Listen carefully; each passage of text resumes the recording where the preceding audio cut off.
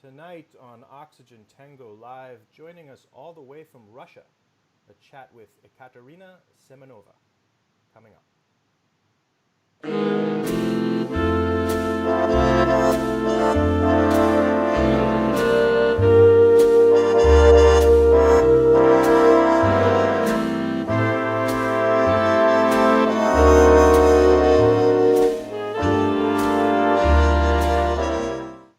Welcome back to Oxygen Tango Live.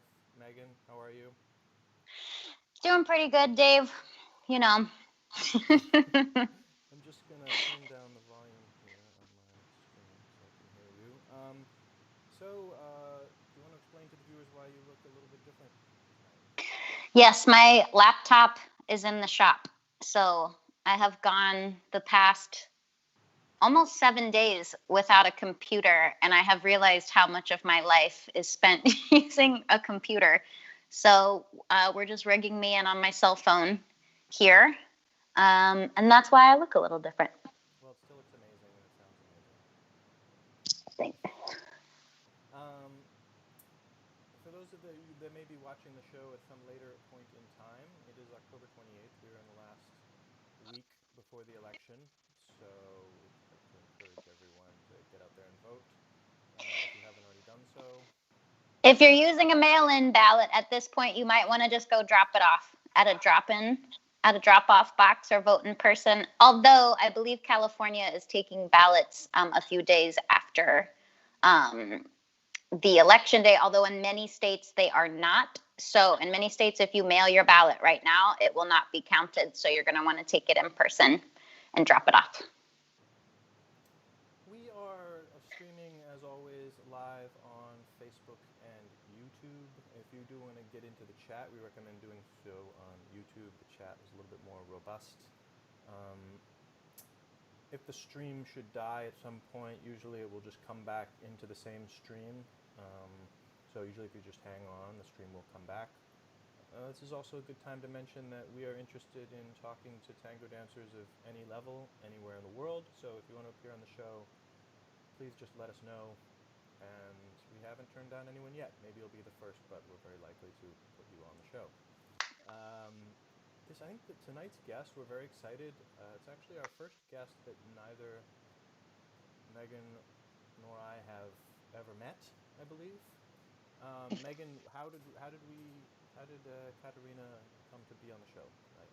So she came very highly recommended from last week's guest, Stuart Yerton, who messaged me after the show gushing about her and said that we must interview her. So we wrote her and she very kindly agreed. She is up at 6 o'clock in the morning to do this interview. So how lucky are we? And she, has a really cool tango career and has a cool project coming up that she's working on. So I'm very stoked to hear from her. Great. And as is our system for the last few months, Megan and I have been alternating doing the interviews one-on-one, so as not to overwhelm and bombard our guests with questions. Megan did last week's interview, so I'll be doing this week's interview with Katya. So without further ado, we'll move on to the interview. Goodbye, Megan.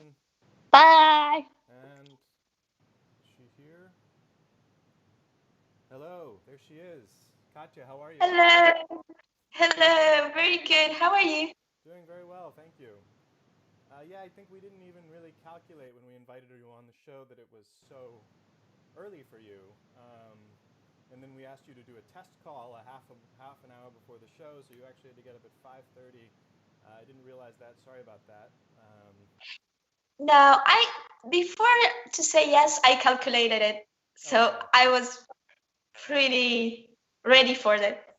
And you told me the name of the town was Kazan, which is Kazan, which is close to Moscow, you said. Well, if we're speaking about Russia, I think it's about 800 kilometers away from Moscow, okay. So it's close. It's 1 hour plane, something. 1 hour plane, I see. And is that where you're from originally, or? Yes. Well, originally my family is from Moscow, but my mom and me, we already were born here. So, yeah. I see. And usually we like to start the show. Sorry, I'm just having a little bit of an audio issue here. Megan, please let me know if that's any better. We usually like to start the show just by just giving us a very general idea of your tango identity. How long have you been dancing? Where have you danced for the most part? That sort of thing. Yeah, I'm dancing tango. I think I started in 2009, more or less.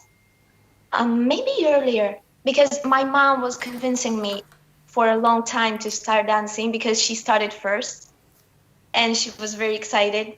So she was telling me, go to the classes, see this couple, you will like it.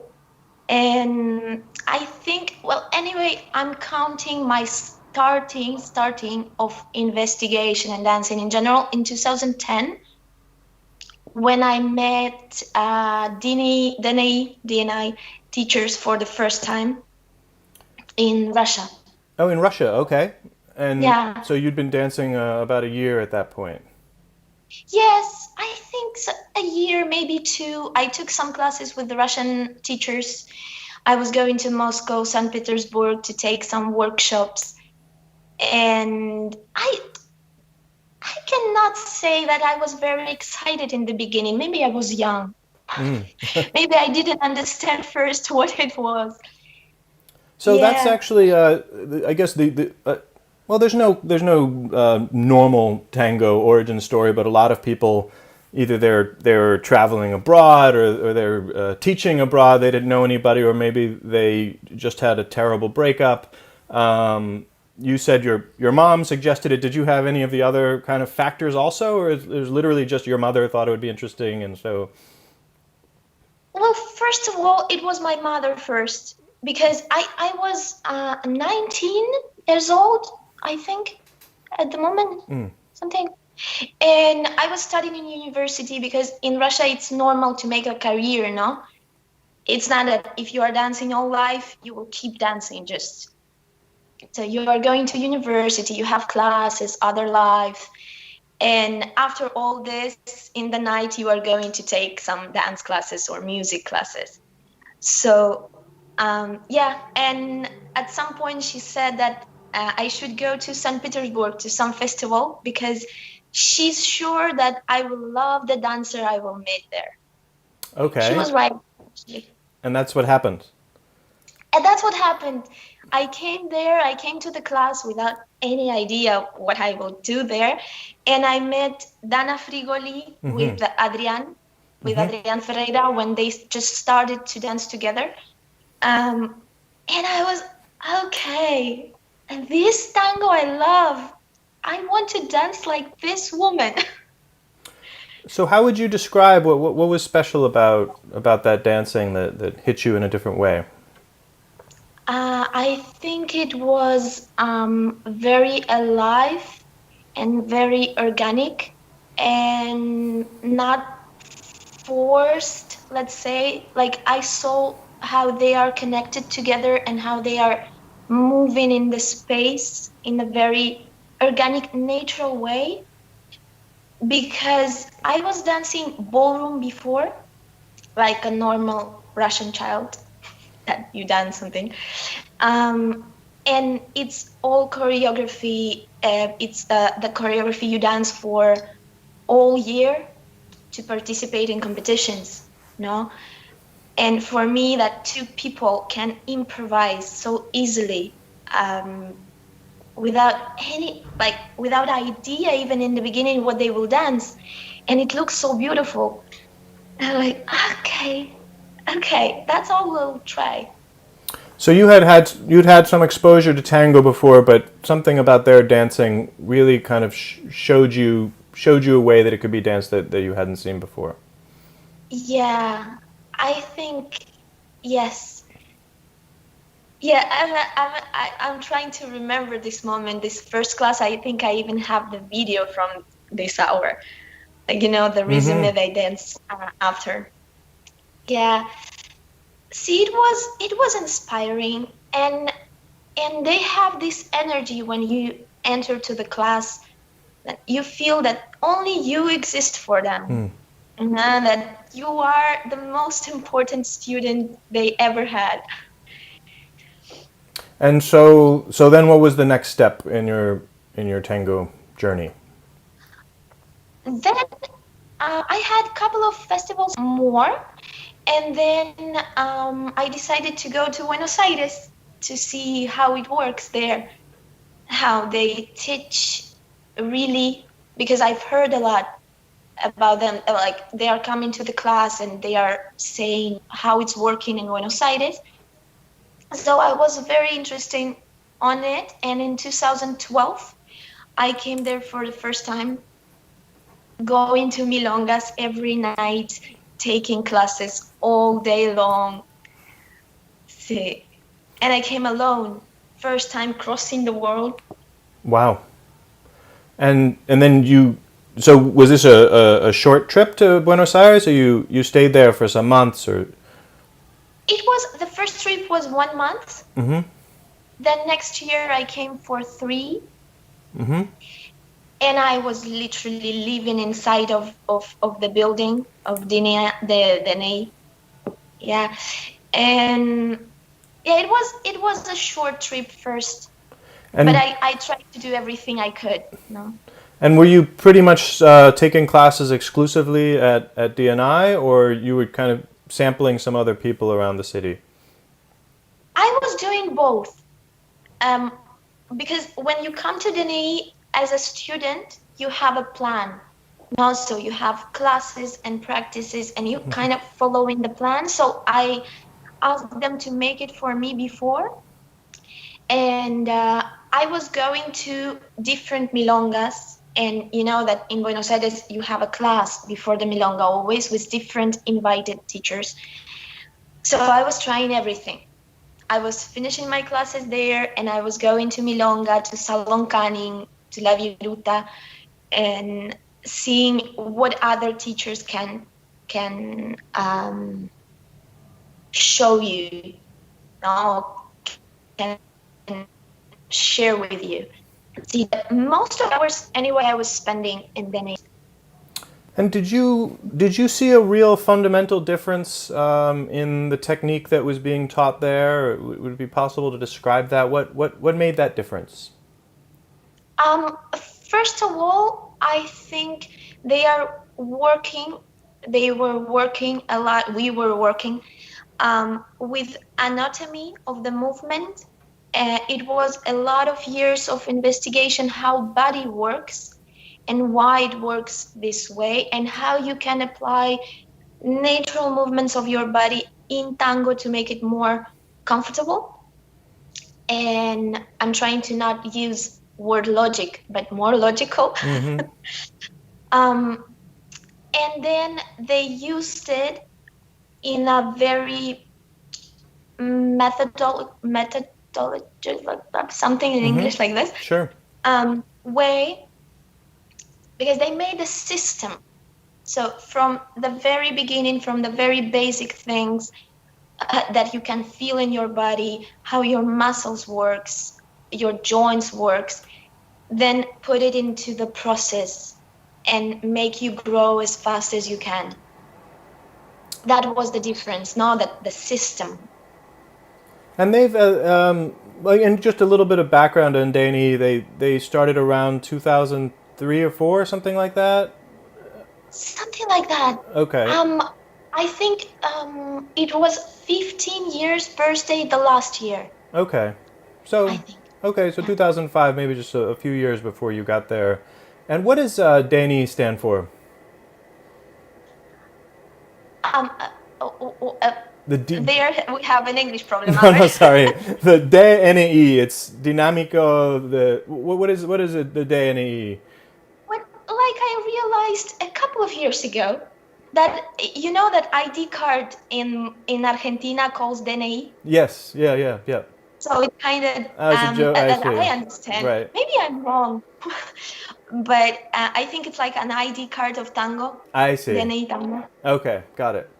Yeah, but I was struck. Well, I actually have taken a few classes there a little bit before that, and I was struck too. But unlike most tango schools, they had a few different teachers there. It sounds like now they have quite a lot of teachers there. I guess my question is, do all those teachers have a technique in common? Are they successful kind of in giving that you'll learn basically the same technique no matter which Dani teacher you're studying with, and that seems like a very difficult thing to achieve because dancers come from all over. They have different influences. How do they manage that? Do they manage that? Yes. Well, the idea is, because you have a system, you have a plan, the idea always was that all the teachers dance the same technique. No, and we had always a long day because we had a pedagogical meetings when we were studying the technique, all the teachers, all the group, with Dana, with Adrian, with John. Like in different years, we had a different teachers for the group. And I think at some point it was a good mix of technique that they gave us, that Dana was investigating with Pablo, and mixing it with everything that we have in the big background. No, because we had teachers who was dancing 17 years before entering in this group. So it's kind of, you're absolutely right. It's difficult to achieve because the body has some habits already, no, and some ideas in your head. So we were training in group, and I think it's a very good thing. It's easier when it's in group. No, we had meetings how to teach. We had meetings about our own technique that we could do, changing of the weight for 3 hours, just to make it in a, we'll say, perfect way. I remember when I was there, the idea I heard over and over again. I don't know if it was still an important idea when you were there, but the esfuerzas opuestas, the idea of kind of that's true, pushing together to move or pulling to move. It seemed like an idea that they were emphasizing in a different way, maybe than the other tango schools were. Claro, energías opuestas. Energías opuestas. That's right. Yeah. I think it's the first note that you just write in your notebook. You're studying. I guess that's as far as I got. Yeah. Yeah, energías opuestas. Yeah, and it was about everything. Like speaking technically, no, the weight goes down. That's why the spine is growing up. Right. Yes. Your legs are working backwards, so the center can go towards the partner. See, it's all based on this concept. Well, we had a lot of concepts, but I think this one was maybe one of the most important one. Okay, good. Yeah, that I do remember standing out, and also that there was, of course they had a lot of different dancers, and you would see the DNI dancers out at the milongas, but there was something that they had in common. Not just a tango technique, but also an approach to the dance, just a way of being in the classes too, a way of. It didn't seem like it was. It felt a little bit more. I don't want to say alive, but a little bit more maybe open to change, feeling of the moment. Maybe not quite as concerned with the tradition or all of the history. It felt very much something that was pushing forward, both in the dance and in the structure of the place itself. Yeah, I felt the same when I was a student. Well, I think I'm very lucky because I was in both sides. I was there as a student, and the energy because they have this energy, we had this energy, and trying to have it not only in the class even. No, when we were going from room to room, we had a lot of students around us all the time, and it was very interactive, like all the time. we knew a lot of things about their lives. We were chatting between classes, hugging all the time. No, like normal Argentinian way, hugging everybody, kissing everybody. Mm-hmm. No, and we really, what we had in common too is that we love to teach, we love to share. That was an important thing too. It's not that we were coming to the class and just giving the structure, and no, we were trying to get to the point with each student personally. Mm-hmm. We have one question from Megan in the chat. She asks, I wonder if Dani is the only school that has a common pedagogy for its teachers. So I guess that would be referring to a school that had multiple teachers but still managed to have a common technique. Are you aware of other schools that have achieved that? I actually no. I know some schools that they are big schools and with a lot of teachers, but I think it was maybe I don't know about some of them, but I believe it was one, or at least the biggest one, that achieved this. Yes. So you started in 2009. 2012 was your first trip. That was about a month. Then you went back the next year for a longer period of time. Yes, it was 3 months.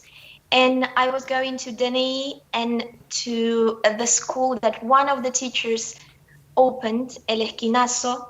Now I was taking private classes in both, running from one school to the other one. Yeah, and going to Milongas maybe 4 nights a week, 5 nights a week, because I just couldn't anymore.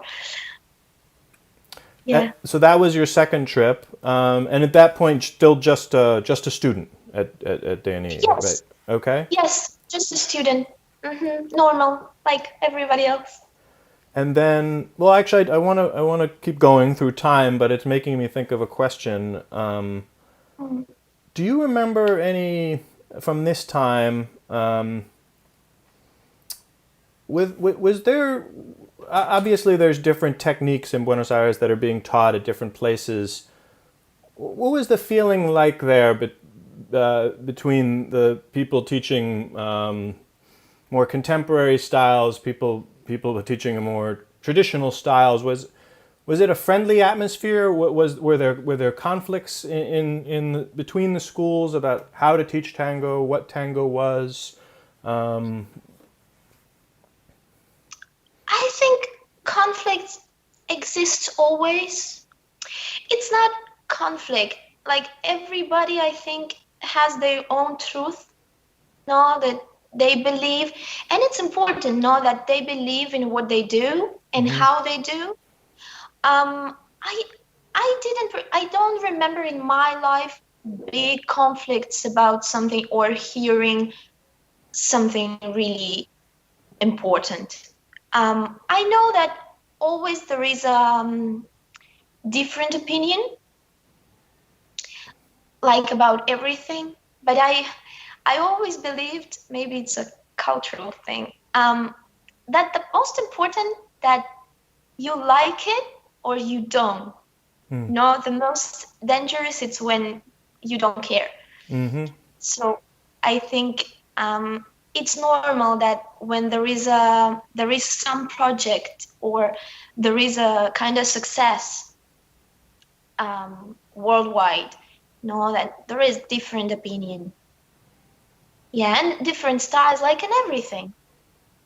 Because I remember, well, I was there, I guess, just a little bit before that, but there was, there would be the people would still use the term Nuevo, to describe dancing. I have very mixed feelings about that term and what it really means, but you'd have some teachers saying that's what they're doing over there isn't really tango. This is the milonguero style, but what they're doing over there isn't tango, and then maybe you ask these people and they say, well, we're young and we're doing something natural, and they're stuck in the past. And I felt that it was large. A lot of it was a commercial competition. You know, trying to convince the people that were there to take classes who to take classes with. But it felt I don't want to say tense, but it wasn't completely amicable.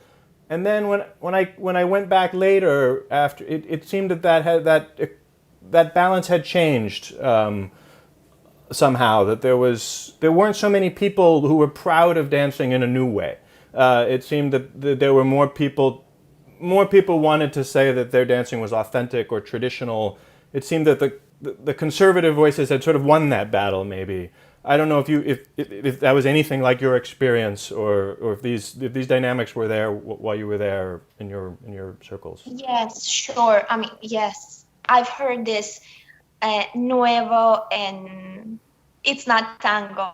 These phrases I've heard, of course. Yeah. At the same time, well, when they started, it was something really new that I can understand, no? And they were dancing in the beginning in close embrace, actually. I remember they were dancing quite a lot in close embrace, or in open embrace. And then, like fashion, no? It's changing a little bit. Then people maybe stuck with the idea of the beginning. And then when I was coming as a student already in 2013, and then when I came as a teacher, everything was in a close embrace. It was a little bit different technique maybe, but anyway, it was all about the connection and all about the better communication between two people.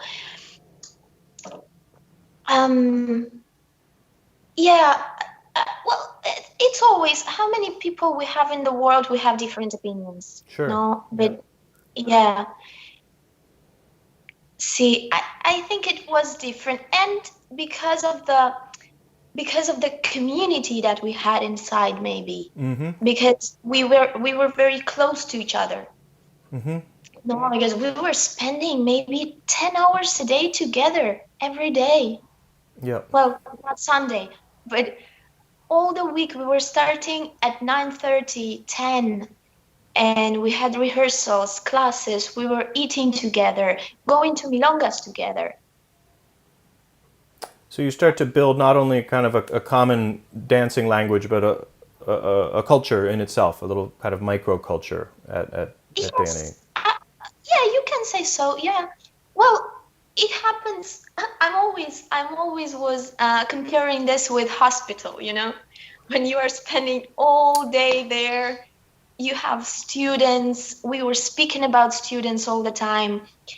Like if I have a practice of some class, I already knew who were giving this class. Like I could see the structure and I knew who was it. No, and we had everything written. We knew how everybody's thinking, no, more or less, or feeling the dance, especially with experience now, as much time you spend there. Okay, so Yeah. continuing to walk through the timeline here. So you went back again for a little bit longer in 2013, and between these trips, you're going back to Russia, and dancing and continuing to dance in Russia. Yes, I was very. See, I opened the school actually. Well, my mom had a school, and then at some point she stopped working, and I reopened it. Oh wow! So, see, I was one of the people who want to promote tango in our country too. So your mom introduced you to tango and then started a tango school. Yeah. Wow! And then you started, you started teaching there within the first few years. Yes. Yep. I started to help her without a lot of idea how to do it. I was just. I think it's a great idea, and in fact, I don't know if you got any resistance to teaching so early in your career. Sometimes you hear people say, "Oh, he's only been dancing for 4 years; he shouldn't be teaching." Personally, I feel like it's a terrible and very destructive idea that people need to wait before they teach, because often the new dancers are the most excited, right? They're the most evangelical. In a way, they're the best at bringing in new people, right? Because they're fresh with excitement for the dance, and so it's a great resource to build and to grow a community, is to let those people express how much they love tango. I don't know if you had any reactions like that when you were teaching. No, not really, because in this moment the community here wasn't so big. Right. No, so we were like some of schools. When I started to manage the school, it was a nice time actually. Yesterday I was speaking with my friends here because I just came like 1 week and a half ago, and we were remembering this time, and it's really cool because in this moment I think that the goal was to make the community bigger. So anything that all of us can do, we were trying to support. Mm-hmm. We had milongas, all schools together. Mm-hmm. No, we didn't try to separate a lot because, well, we had like 50% in each school. Mm-hmm. If we were lucky. No, because you need to introduce it. It wasn't Moscow where everything started 10 years ago. Mm-hmm. At that point, no. So we were kind of together. We had actually different techniques because I was going with more DNA style, and others, like, they were taking classes with Sebastiana Chaval. Mm-hmm. Or Javier Rodriguez. No, so we were quite different, but the objetivo, the goal was the same. And so there, your focus was really on getting people that don't dance tango, they don't know about tango, introducing them to tango, and literally growing from nothing to something, a community. Yes. Mm-hmm. Well, I think I started this first of all because I needed tango in my life, mm-hmm. and I was living here, so I needed to do something, and I had a great support of my friends and family. Yeah, and it was at the same time, I think, the investigation process, because here it's very popular to make like the open class. I don't know how it's in the United States. And we were trying different ways. Mm-hmm. No, we were doing classes when we were speaking more about embrace and the communication. Or other classes we were doing fancy structures, putting ganchos and boleos all the way. Yeah, trying to show people different sides of the same dance.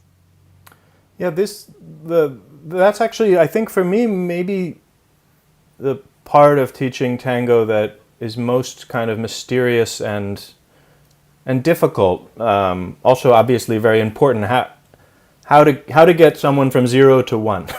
Just a complete beginner. How to even understand what tango is quickly enough to appreciate it, to want to continue, to want to survive. Now that you said you started doing this 7 years ago, has your philosophy or your approach to doing that evolved over the years? Yes, absolutely. When I started, it was more steps.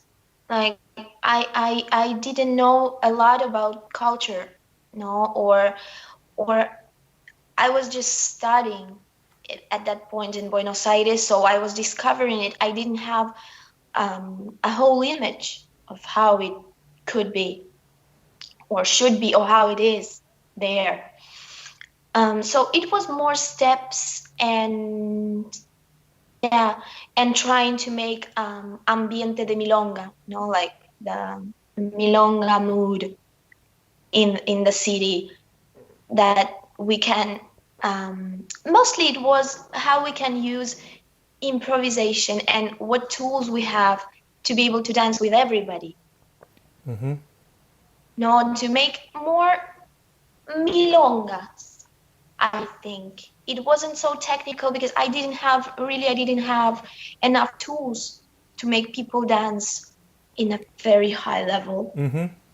So it's more introducing to the possibility like salsa or bachata to dance together, to share together the same dance and same language. And so your approach has changed now, the approach that you use now? Well, yes, I hope so. um, it because then it gives you a lot of experience. Because we had students from all the world, all the nationalities, all the different ideas within their heads about tango, about life, about communication. So it makes a bit wider image of how it is, because we all have our own baggage with us when we are dancing and when we are learning. No, so it changes a lot because all of us, we are different and we need different things. And maybe even if I prefer the this way, some way of teaching, and then I see the student and I say, my way is not working here. And in this case, it's good to have a team, or if not, you are trying to apply your knowledges to different students and find a way for the improvement for this person. Because maybe some people love to have a very technical explanation of everything, and some of them want much more energetic way. And I think the idea anyway is to get to the improvement as faster as you can. No, so like to make a scan of the student that you have in front of you, and try to understand what he needs, she needs more at this point. Maybe in 2 days it will change. So maybe with time your approaches become more tailored to the individual student, less about executing the same plan with every person, more being sensitive to where that person is in that moment. Yes, I think it was the main difference. Yeah. Okay, so 2013. So you had a couple trips to Buenos Aires. You're already teaching in Russia. Did you continue to return to Argentina over the next few years? I had 2 years of not traveling. I had a period of private life more. So I was here building my life around me, not only professional. Yeah, so I was going to some courses, some festivals here in the country when they were coming, when other teachers were coming. But yeah, mostly I had a school because it takes a lot of time. And well, private life too. So I was trying to manage both. So I had like 2 years of being here mostly. Okay. Just continuing to build your school, and then at what point did you return to Buenos Aires to teach at DNE? Well, I had some changes here that took me to the moment that I decided, well, I will go to Buenos Aires for some time. I didn't know for how long. So I wrote Dana if she's teaching and if I can take classes with her. And finally, the conversation finished that probably we should start working together. So I always wanted, since I was a student there, I always wanted to work there and see how everything is going inside. No, so when I had this opportunity, I said, okay, I will move. So And this. she asked me when you can move, and I said 9th of July. I remember the date. So this is around 2015, 2016, something like that. 16. 16. Okay. 16. And Mm-hmm. and you moved for a longer period of time this time. Well, yes, I just came back 1 week ago. Oh, okay, so this is so 2016 to now. You were there. So you closed down your school in Russia then, or someone else was managing it? First of all, my friends were managing it, and then, well, when the director kind of goes away, sometimes it's difficult, especially when it wasn't a lot of amount of students to support it. So I think after a year, maybe we decided to close it because I realized too that I won't come back. Mm-hmm. So they had other job in other cities, so everything was going to closing. So then you spent about 5 years in Buenos Aires, Yeah. teaching the whole time at DNE? Yes. Wow. Yes. Was it? I'm curious. Was it common to have teachers there that came from Russia or came from other countries outside of Argentina? Other country, yes. Mm-hmm. Other countries, yes. It was at some point it was half and half. Mm-hmm. We had around. I'm not actually sure, no, but we had around 20 teachers. Mm-hmm. 18 up to 21. Wow. See, so at the same point we had French, German, Swiss German, United States, well, Johnny, Venezuela, teachers from Venezuela, Russia, England. See, we had a very international team.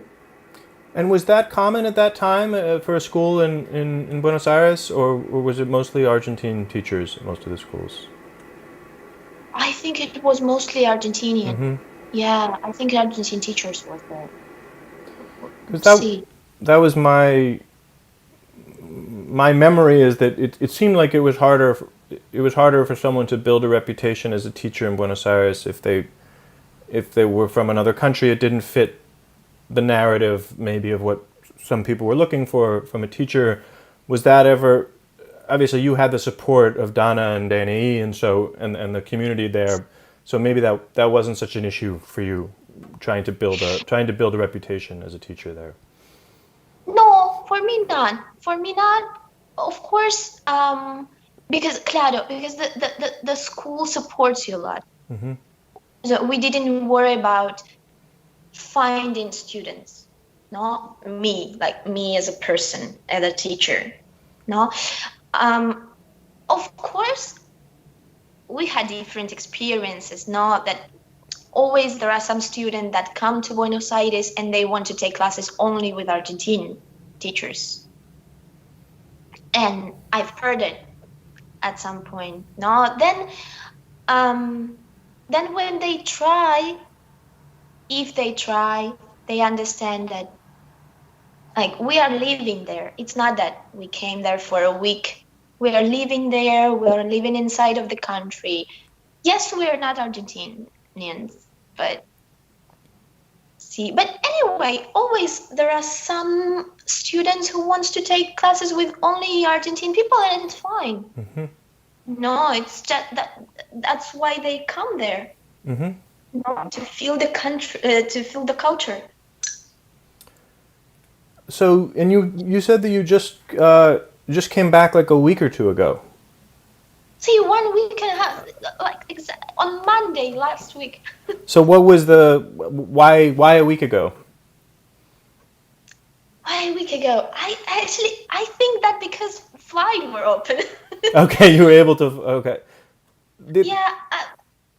See, it's like my movement to Buenos Aires was very fast. So the decision to come now here for a while was very fast decision too. I just heard that flights are open, and I can because Russian people need visa to all the countries mostly. So I could fly to Istanbul, and from Istanbul here. So I just bought ticket. Easy. So what has tango been like in Buenos Aires for the last 8 months? Is there any dancing? What is Dani doing? What was your life like the last 8 months? Well, first when all this lockdown started, we had online, Dani online. No, we were giving group lessons and private lessons online. It's mixing already with all this lockdown. It mixes time. I think for 2 maybe months or 3 months, we had online school. Okay. And there is no tango in Buenos Aires for now.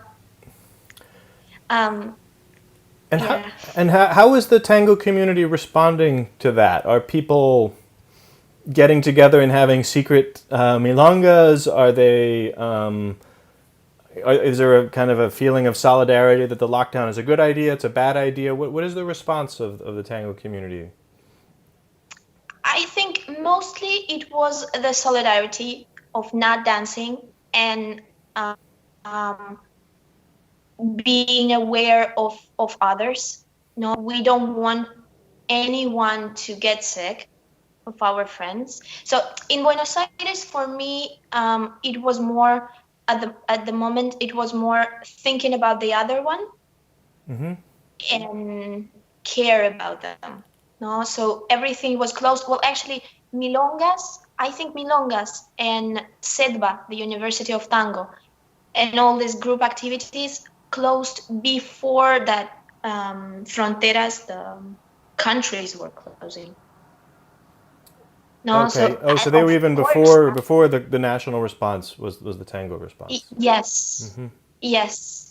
Because they have like an association of a lot of teachers and milonga organizers that they made a meeting and they decided that for now it's better to not do it. We were working in Dani for a while when everything started, but only with people who already were in Buenos Aires for a long time, and like security respond. Yeah, and then everything stopped. And so did DNI stop doing the online classes after a couple months, or is that still going on? Well, actually, Dani Tango closed. Oh, okay. I didn't realize that. Yes, they took the decision to close the school after 15 years. Permanently close? Yes. Wow, I did not realize that. I was just looking to the website and it did seem like it wasn't current, but I didn't realize that. And is that mostly because of coronavirus, or were there some other forces there? I think mostly it's this virus situation that in Argentina it's a very long lockdown. Like it was longer than in most of the countries, I think. And they are not planning to open tango this year, I believe. So it was about 8 months of almost not activity. Wow, well, that's very sad. I did not realize that. Yeah. Is that that was my next question. Is do you have a sense that the community there are people hanging on? Is there still energy moving around the tango community, keeping it alive through this? Or are people drifting away and shutting down? What has been the response when there's no dancing in general? Well, there were different periods of time, because first of all we were all in our house and we had they are called phase 1, a very strict rules. We had it twice. So first everything was quite calm, and then we have now in Buenos Aires, they have more activities online. They have new projects appearing. We had online milongas, for example, trying to communicate with all the world, and it doesn't matter, using Zoom, just being together. Of course, I've heard that, and it's like natural, there are some milongas, not official. I've never been there. No, I don't know who's going there and who organized it, even I don't know. Yeah, well, it was a long time that we didn't dance, no? Yeah, it's been a long time here too. And they support each other very much. Like they are, the situation in Buenos Aires, it's quite difficult. No, so they support each other with energy and with food too. Do you have a sense that if tango comes back, if people can dance again in a year, will it be different? Is this time without dancing? Do you see reflection going on? Are people getting some distance from the dance, making people think about the dance in a different way? I want to believe that it will be even better and even closer. I want to believe that we will appreciate more the human contact and tango that we had. I think it will be different. It should be different after a year of basically nothing. I think online classes are helping a lot to improve our own technique, our own feeling. And I actually believe that it's a good thing. No, because if I'm better with my body, with my energy, with my, speaking technically, access and everything, I can share much more with the other person. No, so I think it would be very interesting reencuentro. That we will meet each other changing. And so you've been back for a week, and what's your next move? I heard you might be maybe opening another school at some point. This is the plan. This is the plan. We have a nice team. Well, it depends. Now timing depends of borders and access for Russian people to other countries, and in the opposite. No. Yes, and we want. Well, I had this idea always, like since I had school in Russia. No, I always wanted to have something big and around tango community.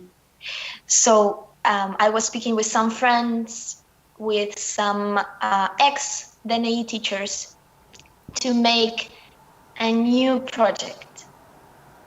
So finger crossed that soon it would be possible in a physical space. But for now, actually, we already started to work a little bit in the project, giving private classes online. No, so we're starting to build a community a little bit, and we hope that very soon it will be possible in a physical space. And where would that physical space be?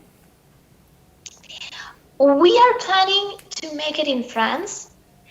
Actually, I never said it before to many people at now the it's out same there. time. To all of these people. Yeah, we are planning it in France because the part of the team is European. So I already don't remember how this idea came to my mind about the country. But we were speaking and thinking where we wanted, and the decision came. And for this new school, is there a kind of a guiding principle or something that you want to build it around? Is it kind of let's take the energy from DNI, or you have something new that you really want to express with it? What's the idea there? Well, definitely we will take a teamwork, and well, we are lucky because we already share the same technique. Now, all of the teachers we have now in the group, we all share the same technique. So it's already the easiest point, no? Because my experience says that it really works like in group and speaking the same language. It's working better for the student. Better, I don't know. Well, it's working. No. So we are trying to make this part, take it from Dani because it was a huge experience of teamwork. Then we want to make sometimes biggest events like some festivals or some marathons. And in the first moment of the school has more,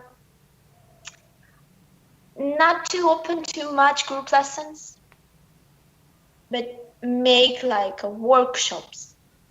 No, with a theme of the workshop, work in a close embrace or technique or whatever, to all the levels, all the styles.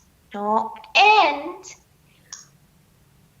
because we all were living there, we all were living for some time in Buenos Aires, we want to share the cultural part too. No, to see, to give more people the idea of how it's there. No, sharing mate before the class, like distinctly things. No, sharing mate before. Well, it will take some time, no, to share mate, but no, to have cumbia playing before the class or cuarteto, like to even have folklore workshops and dancing chacarera all together. Be like a little European Buenos Aires community. Ambitious. And how did you? What was the inspiration for France? Why France? What do you mean? I mean.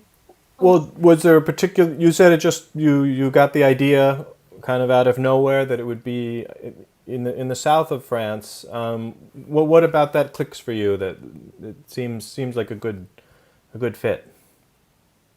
Well, I have two ideas there, because first it's like a child dream. It's my childhood dream to live in the south of France. Actually, I was speaking with my mom other day too, that she was always saying, yeah, I remember you were saying when you was a child that you want to live close to the seaside. And well, I was studying French because I was, in Russia you have schools when you study languages, like more than Russian every day. So French was my thing. And I love it. I love to speak in French. And I have two of the teachers French. So it was like, and yeah. And we were just talking, when you have a team and you're just talking, sharing ideas, and finally you go to the point. You understand that mostly everybody wants it. Right. Well, it sounds like an amazing location. Yes, it sounds so. I decided, because I became very Argentinian at some point, I decided to go there to see. We have some locations that we think about. I decided that we go there, we see if we feel good there, if we like it, and take the decision together that we are good with this location. So No, and at the same time, I would be very happy if people at some point will plan their vacations together with tango.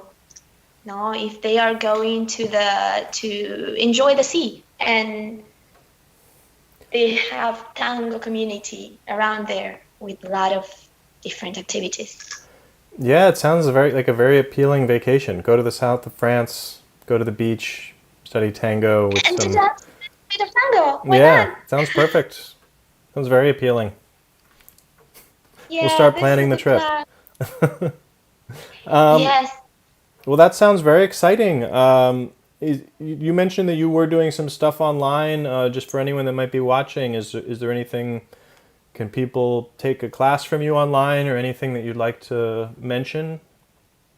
Claro, you can write, they can write me in Facebook page, or you can see the website that calls lafuente.com, Okay. lafuentetango.com, where you have the information about teachers, about the team, some project that we do, what we think about tango, about the teamwork and everything. So if you want to see more, you can go there or find the page La Fuente Tango in Facebook or Instagram. We're everywhere. Okay, perfect. Great.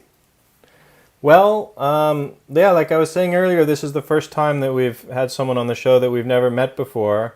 But it was so nice to just get to know you and hear your story and what your plans are for the future. Yeah, it was just really nice having you on. Thank you. It was a great pleasure to me too. And thanks so much for getting up so early to do the interview. Yeah. Yeah, no problem. Okay, it was great talking to you. We'll be in touch. Take care. Good night, everyone. Take care. Thank you.